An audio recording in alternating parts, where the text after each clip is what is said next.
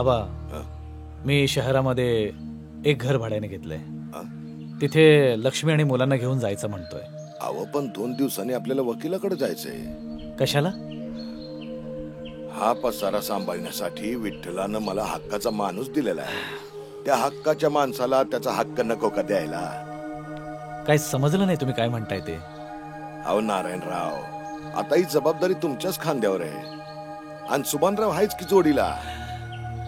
एकदा काय सगळं कागदोपत्री केलं की मी मोकळा झालो. आणि तुम्ही तर माझी तब्येत बघताच आहात आता. हे बघा बाबा, पहिलं म्हणजे सुभानराव आणि आमचं काही पटायचं नाही. पण बाबा मला एक सांगा, ही सगळी कागदपत्र माझ्या नावावर केल्यानंतर तुमची तब्येत सुधारणार आहे का? आणि तसं असेल ना तर करा माझ्या नावावर. आणि हे सगळं काही करण्याची गरज नाहीये अण्णा. तुम्ही फक्त तुमच्या तब्येतीकडे जरा नीट लक्ष द्या. अगं पण मला एक सांग, हे यांच्या व्यवसायासाठी 8-8, 10-10 दिवस बाहेर फिरणार, दगदग करणार, त्यापेक्षा हितच काहीतरी करा की. पुन्हा तेच. तुम्ही ना औषध घ्या आणि आराम करा.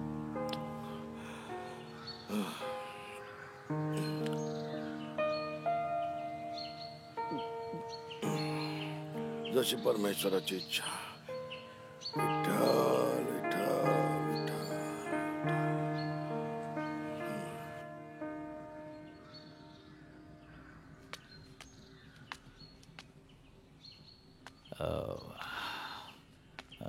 लक्ष्मी, हं? यावेळेला 3-4 दिवस जास्त लागतील.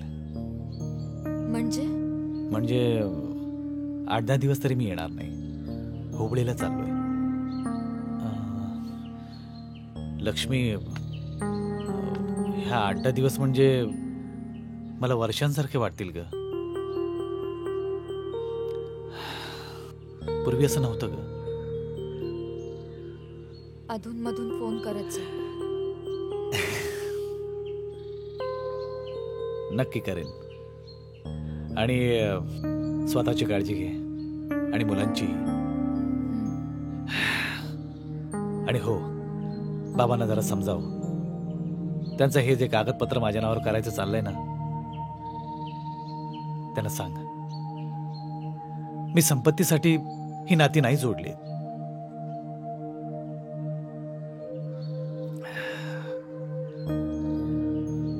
येऊ मी? काळजी घ्या. येतो. चा.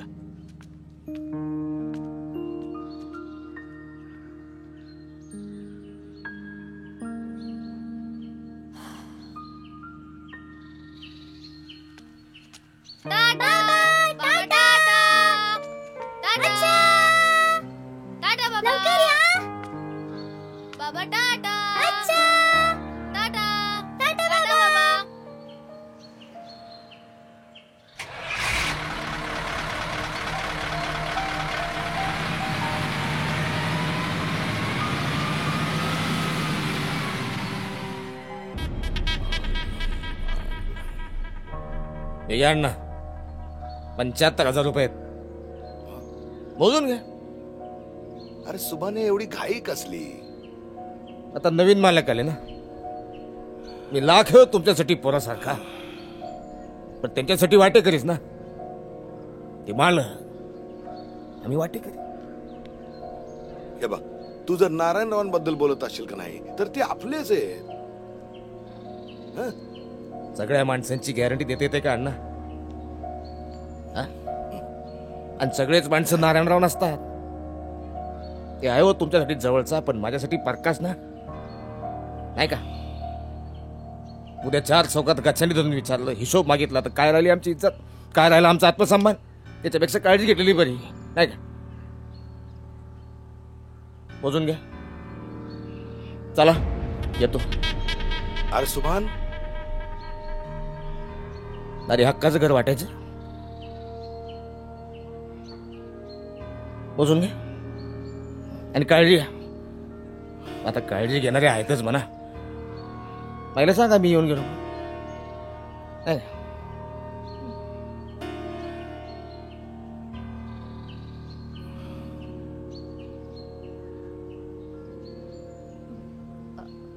अहो सुबान्या गेला त्यो. गेला? असं कसं गेला? माझ्या हातचा चहा न घेतच.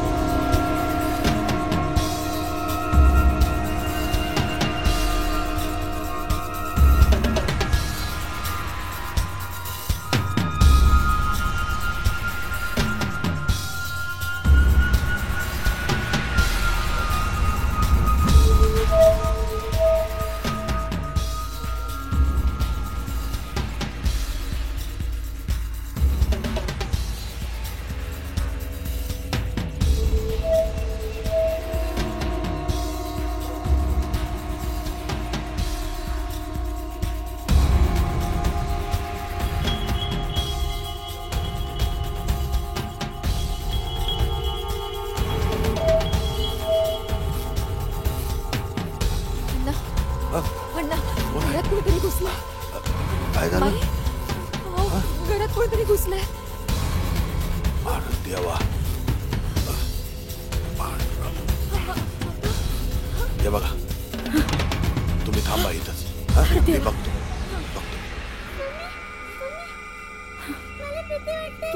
तू पोरासनी सांभाळ. वय वय माई. अरे माझं कर्म.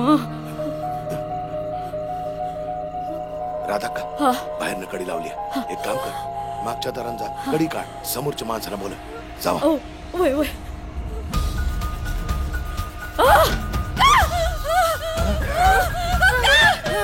कोण आहे ते? ए! अरे तुझ्या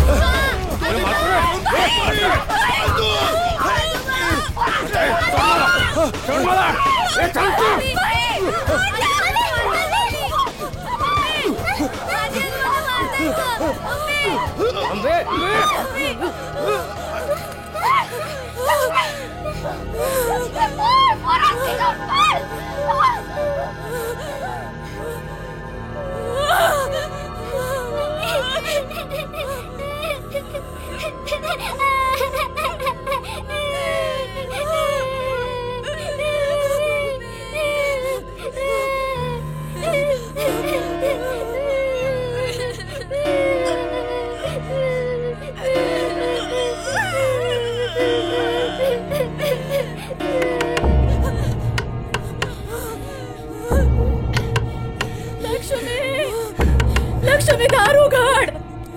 लक्ष्मी दार उघड. लक्ष्मी उठला का नाशी यार बाळा.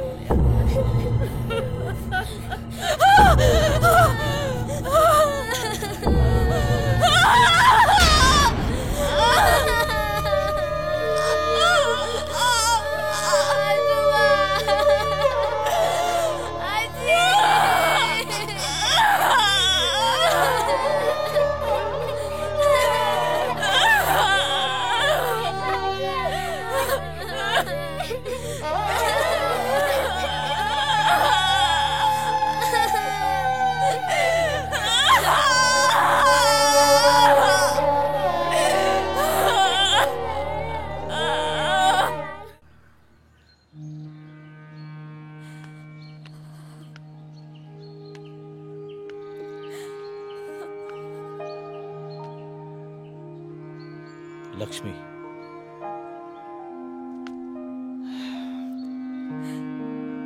अशी किती दिवस रडत बसणार आहेस? सावर स्वतःला. मला कल्पना आहे की या घरामध्ये त्यांच्या खूप आठवणी दडल्या आहेत. म्हणजे अशा या प्रसंगामध्ये आपण धीरानं नको का तोंड द्यायला? हं? काय वाईट केलं होतं त्यांनी कोणाचं? वेडी आहेस काय? हे बघ, तू पुन्हा पुन्हा त्याच आठवणी काढून तू ना स्वतःला त्रास करून घेतेस. हे बघ,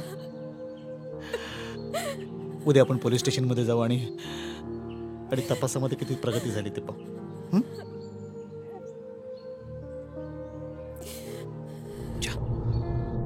तुम्ही आरोप करणारच पोलीस तपास करत नाहीयेत म्हणून. एक तर आधीच डोक्याला टेन्शन्स आहेत, त्यात वरच्या अधिकाऱ्यांचा त्रास. पण मॅडम, लवकरात लवकर आम्ही त्या खुनाचा तपास करू. आणि हो, तो सुभानराव, त्याचं काय आलं? सुभानरावाच्या मागावर आहोतच आम्ही. लवकरच त्याची माहिती मिळेल. तो एकदा ताब्यात आला ना, पुढचं सगळं व्यवस्थित होईल बघा. मॅडम, मला सांगा, 75,000 रुपये ज्यावेळी त्याने तुम्हाला दिले त्यावेळेला तिकडे दुसरं कोणी होतं? नाही, कोणीच नव्हतं. फक्त सुभानच होता. साहेब, साहेब मला वाचवा साहेब. हे मला बघा, कृपा हे करून बघा, वाचवा, साहेब. शांत व्हा, शांत व्हा. बसा मला वाचवा. बसा बसा मला वाचवा साहेब. बसून घ्या प्लीज. बसा बसा. हे घ्या, पाणी घ्या साहेब, आणि काय घडलं ते शांतपणे सांगा. साहेब, बोला. बाजूच्या गावात माझा मामा राहतो. त्यांच्याकडे राहते मी. ओके. मामाच्या शेतात माझ्यावर हात टाकला हो साहेब. व्हॉट? माझी आबरू. हात टाकला हो माझ्यावर साहेब. त्या सुभानरावानं खूप दारू प्याली होती साहेब. गरीबाला वाली नाही साहेब. मला वाचवा साहेब. चव्हाण, या मॅडमची कंप्लेंट नोंदवून घ्या. जा मॅडम, त्यांच्याकडे जा. साहेब,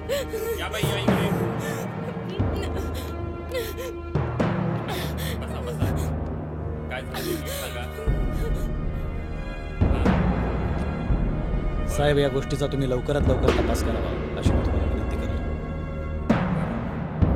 तुम्ही काळजी करू नका, आपण लवकरच याचा छडा लावू.